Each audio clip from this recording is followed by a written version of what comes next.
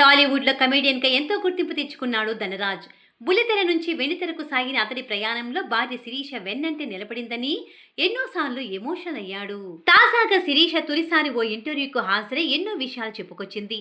శిరీష మాట్లాడుతూ ధనరాజ్ది విజయవాడ, నాది ఖమ్మం. నేను క్లాసికల్ డాన్సర్ను. ధనరాజ్ ఫిలిం నగర్లో ఓ డాన్స్ స్టూడియో పెట్టినప్పుడు టీచర్ కోసం వెతుకుతున్నాడు. అలా నన్ను కలిశాడు. అదృష్టమో దురదృష్టమో తెలియదు కానీ నేను పరిచయమైన రోజే అతడి అమ్మ క్యాన్సర్తో చనిపోయింది. ఆమె వెళ్ళిపోతూ నన్ను అతనికి ఇచ్చిందని ధనరాజ్ ఫీల్ అయ్యాడు.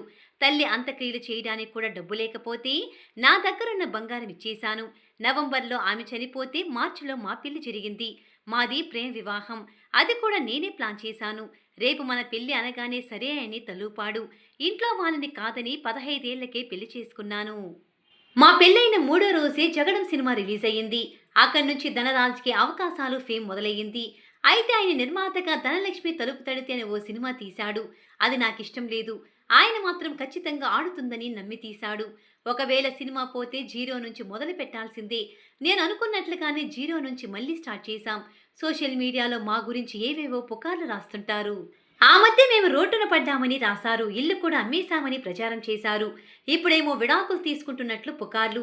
మా మధ్య చిన్న చిన్న గొడవలు జరుగుతుంటాయి. వారం 10 రోజుల పాటు మాట్లాడుకోం. అంతేకాని విడాకులు తీసుకునేంత సీన్ ఏమీ లేదు. మేము సంతోషంగా ఉన్నాం. ఏవి పడితే అవి రాయొద్దు. ఇకపోతే ధనరాజు ఫ్రెండ్స్ మా ఇంటికి వస్తూ ఉంటారు. సుడిగాలి సుధీర్ నాకు ఎక్కువ క్లోజ్. ప్రస్తుతానికైతే వాడు పెళ్ళే చేసుకోను అంటున్నాడు. మరి ఏం చేస్తాడో చూడాలని శిరీష చెప్పుకొచ్చింది.